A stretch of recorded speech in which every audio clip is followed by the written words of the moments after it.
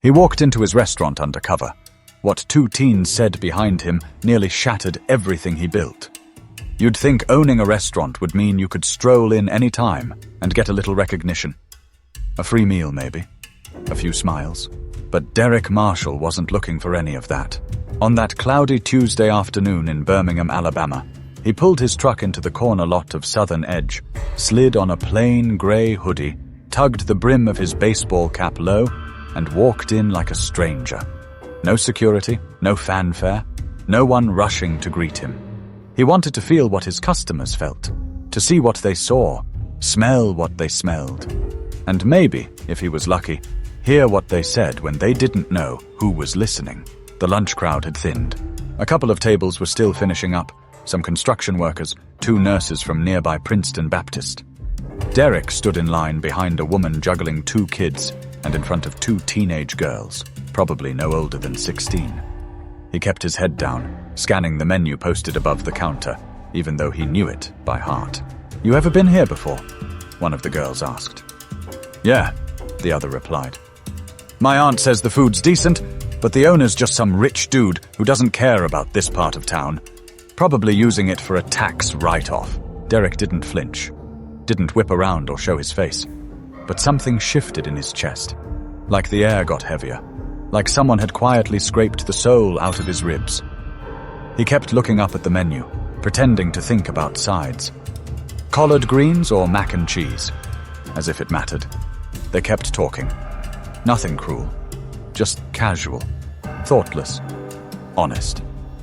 "I mean, the place looks nice, but it don't really feel like it's for us, you know?" That one stung. Because that's exactly who it was supposed to be for. Folks like them.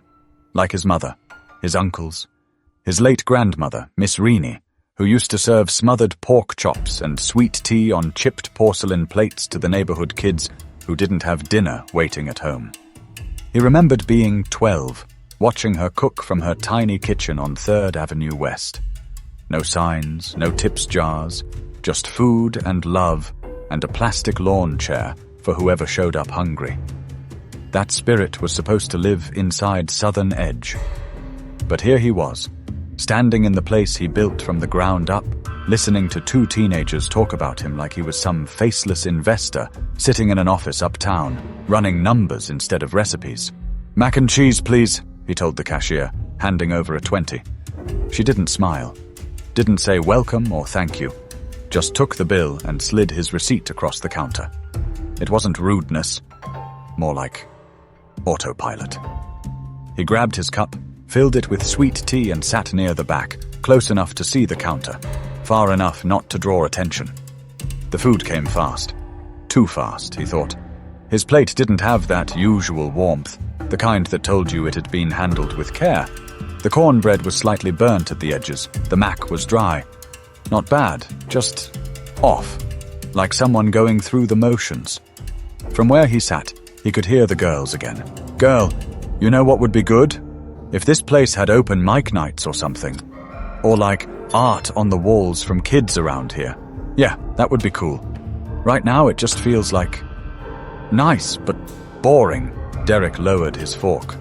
Something about that hit harder than he expected. They weren't being hateful. They were just pointing out what he'd missed. He'd spent so long perfecting the food, polishing the branding, hiring the right staff, making sure the permits were in order, that he'd forgotten to stay close to the ground. To listen. To show up, not just as an owner, but as one of them. But what really got him, what stayed with him long after the girls were gone, was the simple fact that no one in that building recognized him. Not the cashier, not the cook who peeped through the kitchen window, not even the manager who walked past with a clipboard. Derek didn't finish his plate. The mac and cheese that usually brought people back for seconds sat cold beside untouched greens. He looked around the room, not as a customer anymore, but as a man trying to understand where it all went sideways. Southern Edge was supposed to feel like family, like sitting in your auntie's living room on a Sunday, hearing Al Green playing low in the background while somebody's baby cried in the hallway. But right now, it felt distant, polished, safe, almost too clean, like someone had tried too hard to make it welcoming. and forgot what made it feel alive in the first place. He leaned back in his chair, watching the girls gather their takeout and leave. They didn't look back. The dining room wasn't empty, but it sure felt like it. And in that silence, his mind drifted. Back to the beginning. Back to the tiny duplex he grew up in near Ensley, where dreams had to fight for air. He remembered lying on the couch at night, while his mom counted coins at the kitchen table, trying to stretch $30 for the week. "Don't worry about it, baby," she used to say. "We've got what matters." But what mattered most to Derek was food. The way it brought people together, even when nothing else did. His grandma, Miss Reaney, was the heartbeat of it all. She never talked about business plans or branding. She just knew how to feed people. And when she died, Derek promised himself he'd carry her spirit forward. So, after 15 years in tech, a couple of startups under his belt, and one buyout that made him a millionaire overnight, he walked away. Not because he had to, but because something in him said it was time to go home. Southern Edge was supposed to be his tribute. To Miss Reaney, to his block, to every plate of oxtails that ever made a bad day better. But now, he was questioning everything. The manager, Cynthia Barrow, early 30s, sharp, efficient, had come highly recommended. She ran a tight ship, knew how to control food costs, kept the books clean. But maybe clean wasn't enough. Maybe clean was the problem. Derek stood, tossed his barely touched plate, and walked outside. The sky was darkening with that early Alabama dusk. Just enough wind to make your jacket matter. He sat on the tailgate of his truck, staring at the building like he'd never seen it before. The red brick facade, the sleek new awning, the carefully designed logo that had cost him $4,000. It all looked good. But good didn't mean anything if people didn't feel seen inside. He pulled out his phone and scrolled through old photos. One of Miss Reaney in her apron, holding a ladle like a queen with her scepter. Another of him, at 14, grinning over a pot of greens she'd let him stir for the first time. "You're not just feeding stomachs," she used to say. "You're feeding hearts." Don't forget that. But maybe he had. A text popped up on his screen. From his assistant, Shauna. Shauna. "Board wants to confirm Thursday for the panel in Mobile. Also, Channel 6 wants to feature you next week. Black Business Spotlight." Derek stared at the message. A year ago, that would have lit him up. The attention, the recognition. But now, sitting there outside the very place he'd dreamed into existence, it all felt hollow. Because what good was a spotlight if the people you built it for didn't feel the warmth? He locked his phone and slid it back into his pocket. He wasn't going to respond. Not yet. Inside, the restaurant was still moving. Servers wiping down tables, cooks preparing for the dinner shift. Cynthia's voice carried lightly as she spoke to a waiter about inventory. Nothing seemed out of order. Everything ran smooth, too smooth. Derek jumped down from the tailgate and walked back inside, not to eat, not to hide, but to start asking questions. But before he said a word, he paused, realizing he couldn't fix anything until he saw it. All of it. For what it really was. He waited by the side hallway, just out of the staff's direct view. Watched. Listened. A busser, no older than 19, came out the kitchen with a tub of dishes. He moved like he was chasing the clock, eyes low, sleeves rolled up.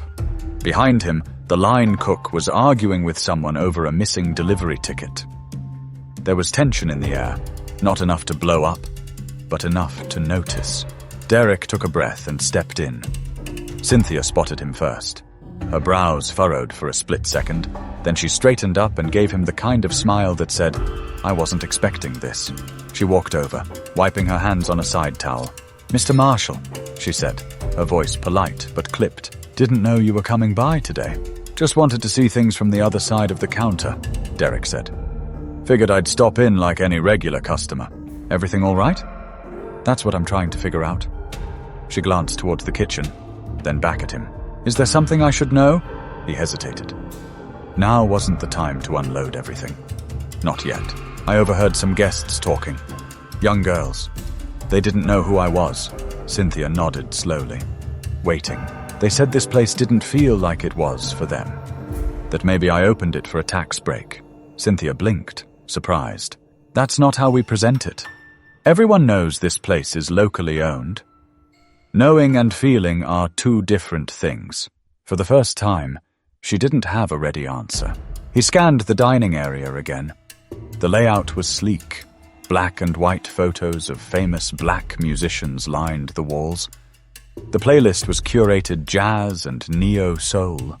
The lighting was warm, the table spotless, but something still felt disconnected. I'm not saying anything's wrong with the look, he continued. It's clean, professional, but it's missing that thing. The heartbeat. Cynthia crossed her arms, still listening. Derek appreciated that about her. She didn't argue just to argue. Do you know the names of those girls who just left? He asked. No, sir. I don't think they come here often. I'd like to change that. She raised an eyebrow. You want me to reach out to them? He shook his head. I want to start listening better. I think we've been managing this place more like a business than a home, Cynthia sighed. That's not unfair. Derek turned to the kitchen. Mind if I talk to the crew? Be my guest, she said, stepping aside. Inside the air was hotter, busier, grease popping, pans clanking, people moving fast. A cook named Antoine, tall, solid in his mid-40s, was wiping down his station. Antoine, Derek said. Got a minute? He looked up, surprised. Hey, Mr. Marshall. What's going on? Just checking in. How's everything going back here? Antoine wiped his hands. Same as always? Tight on prep time?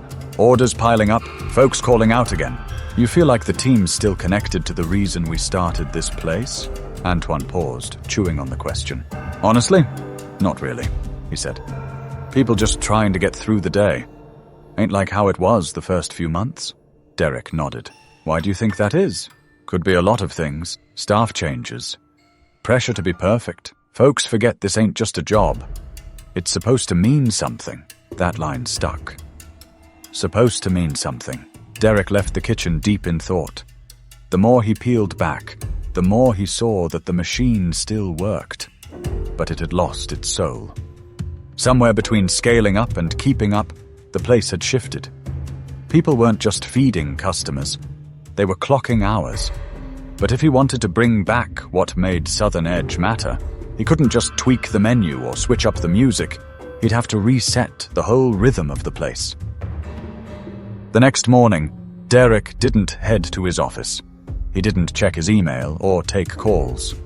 Instead, he parked a block away from the restaurant, walked the neighborhood, and talked to people. He started with the barber shop 2 doors down, Jerome's Fades and Styles. Jerome had been cutting hair on that block for nearly 20 years. The kind of guy who always knew what was going on, even if nobody told him directly. Jerome was in the middle of a lineup when Derek walked in. Look who finally decided to visit, he said, half joking. The ghost of 14th Street. Derek laughed under his breath. I deserved that. Jerome waved him to the waiting bench. You good? Trying to be, Derek replied. Wanted to ask you something. Shoot. You ever hear folks say Southern Edge doesn't feel like it's for them? Jerome didn't answer right away. He tilted his client's chin, adjusted the clippers, and finished his pass before turning off the buzzing and looking straight at Derek. I've heard things. Not from everybody. But yeah, some folks feel like it got too pretty. Too polished. Like they got to clean up just to come inside. That hit hard. Derek leaned forward, elbows on knees. That was never the goal. I know that, Jerome said. But sometimes intention ain't what people feel. And feelings stick. The shop stayed quiet after that. Only the soft snip of scissors and the low hum of conversation. Derek left with a handshake and a promise to do better. But he wasn't done. Next, he stopped by a small community center a few blocks over. Inside, a group of high schoolers was working on a mural project. Bright colors, bold lines, images of local landmarks and faces. He introduced himself to the woman running the program, Monica Delaney, mid-50s, wore a denim shirt with paint stains, and had hands that looked like they'd been building things her whole life. "Oh, I know who you are," she said with a warm, almost maternal tone. "Derek Marshall. I remember when you were talking about opening that restaurant. You came to the church and everything." He smiled, a little embarrassed. "That feels like forever ago." "It's only been a few years," she said. "But a lot can change in that time." He walked over to the kids. "You all ever been to Southern Edge?" One of the teens, a girl with long braids and sharp eyes, shrugged. "My mom said it's too pricey. Said it ain't like what she remembers." Another boy chimed in. "We walk by it every day after school. Looks cool. Just don't feel like it's our spot, you know?" That phrase again. Our spot. Derek stayed quiet, letting it sink in. Later that evening, back inside the restaurant, he called an impromptu meeting. Staff from every shift gathered in the dining room. Cooks, servers, hosts, dishwashers. Some leaned against walls, others sat at tables. Everyone looked confused, curious. Derek stood at the front, no notes, no prepped speech. "I heard something yesterday," he began. "From two girls who came in for takeout. They said Southern Edge didn't feel like it was for them." A murmur rolled through the room.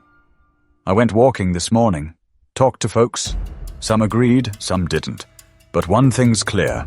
We're not as connected to this neighborhood as we should be." He looked around the room, meeting as many eyes as he could. "I don't want this place to just survive. I want it to matter.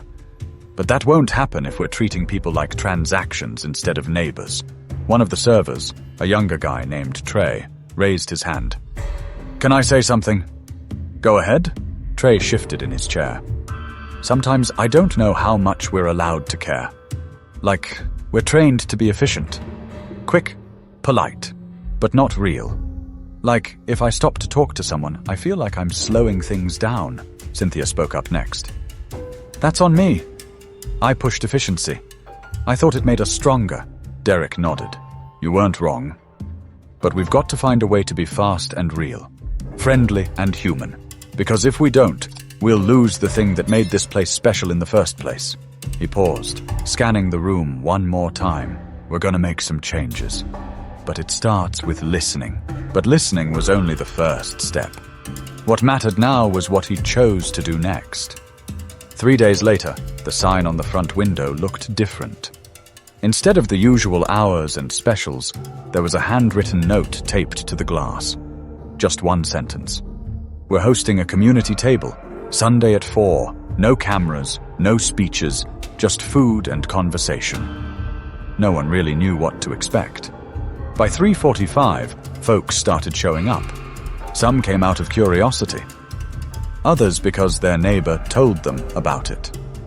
Word had spread, quietly but quickly, through barbershops, churches, group chats, and corner stores. By 4:05, Southern Edge was full. There was no host stand, no servers taking orders. Just long tables lined with trays of food. Fried chicken, black-eyed peas, catfish, greens, sweet potatoes, banana pudding, sweet tea in pitchers. It was everything Miss Reaney would have made, and then some. Derek stood behind the line, helping to serve. Not because it was symbolic, but because it was necessary. People were hesitant at first. It took time, but once the plates were full and mouths were moving, something shifted. The sound of clinking silverware and soft conversation grew louder, then warmer. "I used to live down the street," one woman said between bites. "Moved when the rent went up. Still miss it. Used to be you'd walk into a place and know half the room." A man with calloused hands and paint-streaked pants nodded. "It ain't just about food. It's about walking into a place and feeling seen." Derek sat at the table beside them, eating like everybody else. No introductions, no explanations. Then a teenager spoke up. Same girl from the mural project. Her name was Kiara. "This food's good," she said, grinning. "Way better than I expected." A few people laughed. But real talk, she added. When y'all first opened, I thought it was going to be like one of those fake urban spots. You know the kind, all vibes, no roots. She looked at Derek straight on. But this? This feels different. He didn't say much, just smiled. Because sometimes you don't need a speech. You just need a full table. Later, Monica from the mural program stood and clinked her glass. I want to say something, she said. I've lived in this neighborhood most of my life. I've seen things come and go. Restaurants, developers, politicians. But what matters most is who stays, who listens. She looked around. And tonight, it feels like somebody finally listened. A quiet hum of agreement passed through the room. Jerome from the barbershop leaned back in his chair and gave Derek a nod. This time, it didn't feel like a jab. It felt like respect. After dessert, folks stayed behind. Some helped clean, others just sat and talked. It wasn't flashy. No media coverage, no influencer tags, but it was real. Later that night, as Derek walked through the empty dining room, the smell of fried food still hanging in the air, he paused by the front window. The note was still there, curling slightly at the corners. He pulled it down, folded it neatly, and tucked it into his wallet. Not as a keepsake, but as a reminder. He turned to Cynthia, who was stacking chairs. What if we did this once a month? She nodded. I think people would come, and not just for the food. No, she said, not just for the food. He looked around the room, then back at her. Let's keep the tables long, Cynthia raised a brow. You serious? Yeah, he said. No more rows of 2s and 4s. Let's make people sit together. Even if it's awkward. People hate awkward. They also hate feeling alone. But he knew now, real connection only came when people stopped playing it safe. And maybe, just maybe, a little awkward was exactly what they needed. By the following week, everything started to look different, even if the building hadn't changed a bit. Gone were the sleek, Instagram-perfect table settings and the overly curated jazz playlist. In their place, a mix of old-school records and local live recordings. The playlist wasn't built by a branding agency. It was crafted by Antoine and a few of the kitchen staff who'd been burning CDs long before streaming was a thing. The art on the walls? Swapped out. Cynthia had reached out to a nearby high school, and the response was instant. Students from Carver High flooded in with pieces. Portraits, collages, murals, poems written in Sharpie on canvas. Nothing polished, nothing corporate, just raw, honest work from kids who walked the same sidewalks Derek once did. And then came the mic. A cheap PA system. A single standing mic. Every Thursday evening, just before closing, Southern Edge became a voice box. Poetry, storytelling, local musicians, even a retired mechanic who recited his grandmother's recipes like scripture. People showed up for it. They packed the place. Not because it was trendy, but because it finally sounded like them. But it wasn't just the community that changed. The staff shifted too. Trey, the quiet server who once felt like he had to hold back, had turned into a natural greeter. He didn't fake smiles. He didn't rush. He asked people how their day was, and waited for the answer. In the kitchen, Antoine started inviting younger team members to help with recipe testing on Sunday nights. It wasn't part of the job description. He didn't get paid extra. But he said it made him remember why he fell in love with cooking in the first place. Even Cynthia, who once measured everything in charts and cost margins, started showing up differently. She greeted guests by name, shared meals with the team. Her clipboard didn't disappear, but it spent more time resting on the counter than clutched in her hands. Derek noticed all of it. And instead of micromanaging or writing memos, he stayed close, not hovering, just present, sitting at the back table during lunch rush, holding the door open when a customer left, scrubbing trays on busy nights. He didn't do it for show. He did it because he finally understood. Being a founder wasn't about stepping back once the doors opened. It was about staying in the thick of it, where the real stuff happened. Still, not everyone loved the new direction. A few regulars who had come for the refined soul food experience stopped showing up. One even left a review online calling it too casual and no longer upscale. Derek read it, let it sit, then closed the app. Because he knew soul food wasn't born in silence and white linens. It was born in rooms full of voices, seasoning and laughter. It was supposed to be messy, loud, alive. And business? Business got better. Revenue didn't just recover, it grew. Word of mouth replaced ad campaigns. New customers showed up weekly. Some locals, some visitors passing through town who had heard about that spot in Birmingham where folks eat at long tables and read poetry while waiting for fried okra. More importantly, the people who once walked past Southern Edge without stopping were now pulling up chairs inside. One afternoon, while refilling the tea dispenser, Derek caught sight of Kiara, the teen from the mural project, sitting near the window with two friends. They were laughing, eating, and pointing at a painting one of them had done that now hung proudly above table 6. She caught his eye, lifted her glass slightly, and grinned. He raised his cup back. No words exchanged. None needed. But as he stood there, watching the restaurant breathe in a whole new way, Derek realized the legacy he'd been chasing was never about a name or a brand. It was about making people feel like they belonged, even when they didn't expect to. It wasn't until months later, during a late Saturday cleanup, that it all came full circle. The dinner crowd had cleared out. Chairs were stacked, floors mopped, and the last few staff members were laughing in the back, waiting on Antoine to finish frying up what he called his midnight hush puppies. Derek was wiping down the last table when Cynthia walked over, holding a crumpled piece of paper. "Found this under the window seat," she said. "Thought you'd want to see it." He unfolded it. It was a note.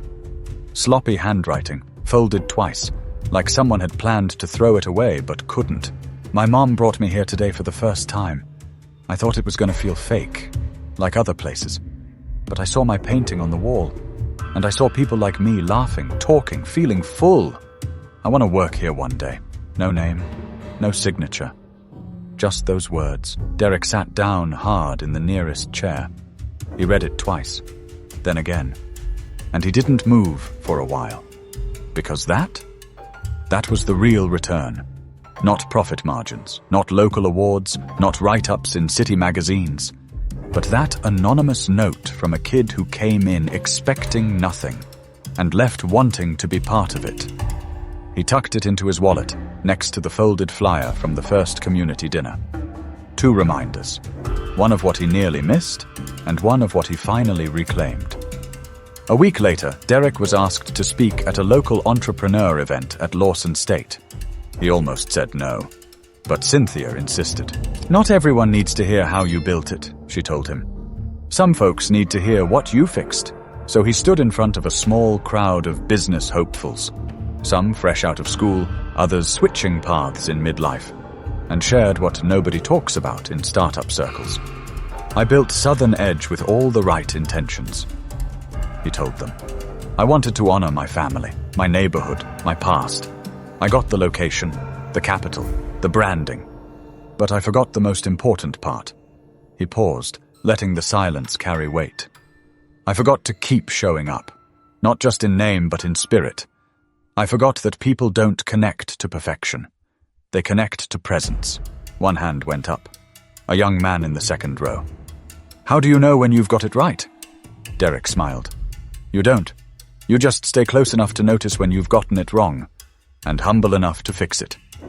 The room stayed quiet, thoughtful. When it was over, a few students came up to shake his hand, ask questions. One woman said she was going to stop delaying her dream of opening a bakery in her neighborhood. Another said she'd been afraid of making it too local.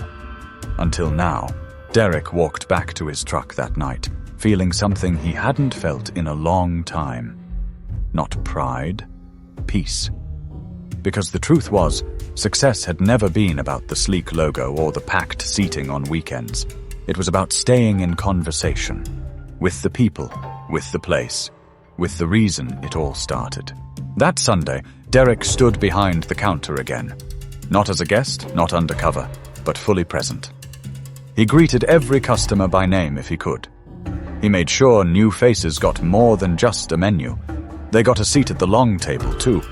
And when Kiara brought in her younger cousin to show off her painting, Derek stepped out from behind the line, introduced himself properly, and asked if she ever thought about working weekends once she turned 16.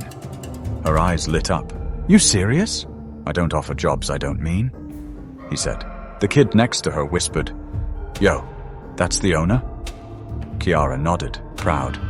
"Yeah, and he's actually here." Because in the end, the lesson wasn't about food or profits. It was about showing up, listening when it's hard, and choosing every day to make the space a little more honest, a little more human. If this story meant something to you, share it. Let someone else hear what's possible when pride gives way to presence. And if you've built something, anything, don't forget to stay close enough to feel when it needs your heart, not just your hands. Subscribe for more real stories like this one.